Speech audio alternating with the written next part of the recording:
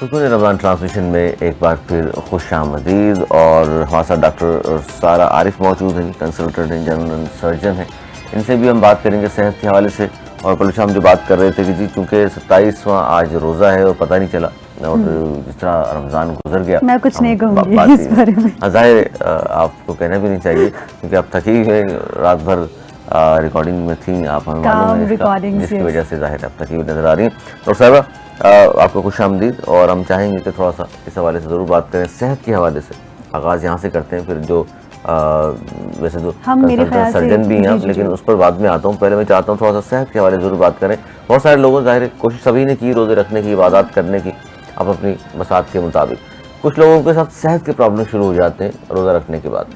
क्या वजूहत होती हैं उसकी? क्या पानी की कमी है, खुराक की कमी हो जाती है, या रूटीन शायद टफ हो जाती है फिर? अच्छा देखें, रोज़ा पहले तो मैं इस चीज़ से शुरू करूँगी कि हुज़ूर सल्लल्लाहु अलैहि वसल्लम की एक हदीस है कि तमाम चीज़ों की ज़कात है और जिस्म की ज़कात जो है वो रोज़ा है।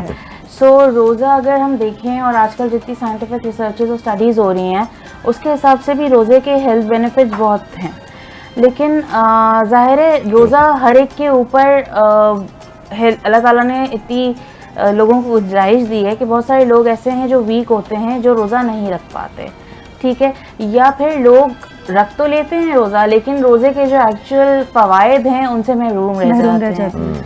अगेन उसमें बात यही आती है कि जो आप कह रहे हैं वीकनेसेस फील होती हैं, हमारे यहाँ रोज़े को जो है वो सहरी में पराठे और अफ्तारी में जो है वो समोसों से हम रिलेट करते हैं, हमारे यहाँ यही होता है। तो अगर हम इस तरह करेंगे तो देखें, हमारी सबसे पहले तो ये कि मैदे की तेज़ाबियत और स्टमक के सारे मसाइल जो है वो पैदा हो जाते हैं, बिल्कुल हाजमे के तमाम मसाइल हैं। उसके अलावा रोज़ा रखने के बाद एक बड़ा वक्फ़ा है जो हम पानी नहीं पीते हैं। हमारे जिस्म को रोज़ाना की बुनियाद पर फंक्शन करने के लिए पानी की एक मिक़दार होती है जिसका ताल्लुक़ हमारी उम्र, हमारे वज़न और हाइट के हिसाब से होता है। वो एक डेली वाटर रिक्वायरमेंट की ज़रूरत होती है। लोग जब इफ्तार और सहर के दरमियान होते हैं तो अपनी वो वाटर रिक्वायरमेंट पूरी नहीं कर पाते, जिसकी वजह से जो है वो डिहाइड्रेशन होती है। स्पेशली जब गर्मियों के मौसम में ज़्यादा रोज़े आ रहे होते हैं तो वो डिहाइड्रेशन का शिकार हो जाते हैं। सिमिलरली अपनी डाइट रोज़े के दरमियान जब वो सही नहीं रखते हैं तो मैदे की तेज़ाबियत, डाइजेस्टिव प्रॉब्लम्स, ये तमाम चीज़ें होती हैं। स्पेशली वो लोग जो कि वीक हैं या जो बीमार हैं, बूढ़े हैं, उन लोगों में मसाइल ज़्यादा होते हैं। अच्छा, तेज़ाबियत की आपने बात की क्योंकि ज़ाहिर नगद ग़िज़ाएँ, समोसे, पकौड़े, ज़बान का ज़ाहिर हमें चटखारा भी चाहिए, तो ये बिल्कुल ना खाएं या इसके लिए भी कोई है कि बैलेंस करके हल्का फुल्का अंदाज से खा लें, उसके बाद बेशक आपको रायज़ा खाना पड़े लेकिन खा लें? रायज़ा खाने में देखिए हर चीज़ जो है ना, दीन में भी हर चीज़ मॉडरेशन के मुताबिक है, तो वही चीज़ अगर हम उसको फॉलो करें, हर चीज़ एक मॉडरेशन में रहनी चाहिए। आप खाएं सब, लेकिन अगर आप उसको वॉक या एक्सरसाइज करके जो है वो बर्नआउट ना करें। अगर आप सिर्फ खाते रहेंगे तो जाहिर है it's not going to help you, आपकी कोई मदद नहीं होगी। लेकिन खाने के साथ एक तो बैलेंस मिकदार में खाएं, ज़रूरत से ज़्यादा ना खाएं। लोग जो है वो अपने आप को बिल्कुल सहरी के अंदर या इफ्तारी में बिल्कुल भर लेते हैं, ऐसे ही है, तो उसके बाद जो है वो उनको तमाम मसाइल का सामना करना पड़ता है। खाएँ, मॉडरेशन में खाएँ और अपनी चहलकदमी किसी भी फॉर्म में, लाइक वॉक की फॉर्म में, किसी एक्सरसाइज की फॉर्म में, इस चीज़ को ज़िंदगी में नॉर्मली भी रूटीन में शामिल रखना चाहिए। अच्छा डॉक्टर, क्योंकि हमने बेसिक सेहत के हवाले से कि किस तरह अपने आप को हेल्दी रखा जा सकता है इस हवाले से तो बात की, लेकिन आपसे मैं कैंसर के हवाले से बात करना चाहूँगी। कैंसर एक ऐसा टॉपिक है, एक ऐसा मर्ज़ है जो कि हमें पाकिस्तान में बहुत जल्दी, बहुत तेज़ी से फैलता हुआ नज़र आ रहा है। कैंसर के हवाले से बताइएगा। कैंसर की टाइप्स तो खैर बहुत सारी हैं, उन पे भी आएंगे, लेकिन बेसिकली कैंसर क्यों होता है, कैंसर की वजूहात क्या है, किन किन चीज़ों को अपनाते हुए हम इस बीमारी से दूर रह सकते हैं?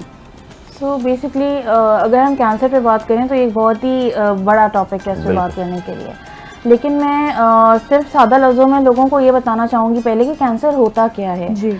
सो हमारे जिस्म में अल्लाह ताला ने बहुत सारे इंसानी जिस्म को खुलियों से यानी सेल्स से बनाया है, ठीक है। उनका एक लाइफ साइकिल होता है, वो बढ़ते हैं, ग्रो करते हैं और एक वक्त के बाद वो ख़त्म हो जाते हैं। सही। सो कैंसर उस वक्त होता है जब हमारे ये बॉडी सेल्स अब नॉर्मली डिवाइड करें, ग्रो करें और उन उसका जो डेथ साइकिल है वो उसमें नहीं जाए, यानी कि it's an abnormal growth of the normal body cells, सही है, इसको हम कैंसर कहते हैं।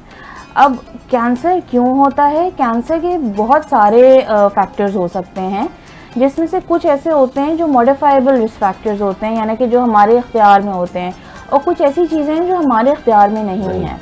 ठीक है, सो पहले मैं कुछ जनरल जो कॉजेज़ हो सकती हैं। देखिए, कैंसर जो है वो एक जेनेटिक बेसिस पे भी हो सकता है, यानी एक नस्ल से दूसरी नस्ल में मुंतकिल होता है। ठीक है, किसी ख़ानदान में किसी को अगर छाती के कैंसर या ब्रेस्ट कैंसर की हिस्ट्री है तो आगे ख़वातीन को बहुत केयरफुल होना पड़ता है, क्योंकि ये जेनेटिकली ट्रांसफ़र होने वाला एक कैंसर है। ठीक। उसके अलावा कोई भी ऐसी हमें इंटरनल या एक्सटर्नल बॉडी में फैक्टर हो जो कि हमारे नॉर्मल जीन्स को म्यूटेट करा दे, यानी कि उनका mechanism to die, mechanism of death जो है वो बंद करा दे और वो अब नॉर्मली ग्रो करने लगे, तो उसकी वजह से भी कैंसर होता है, विच इज़ बेसिकली। और उसके अलावा बहुत सारे और फैक्टर्स हैं, जैसे कि अल्ट्रावायलेट रेडिएशन, जो सूरज की बहुत ज़्यादा शुआएं आती हैं। ठीक है डॉक्टर, हम इस हवाले से भी प्रोग्राम में कंटिन्यू करेंगे, लेकिन नाज़रीन हाजिर होंगे शॉर्ट न्यूज़ ब्रेक के बाद, हमारे साथ रहिए।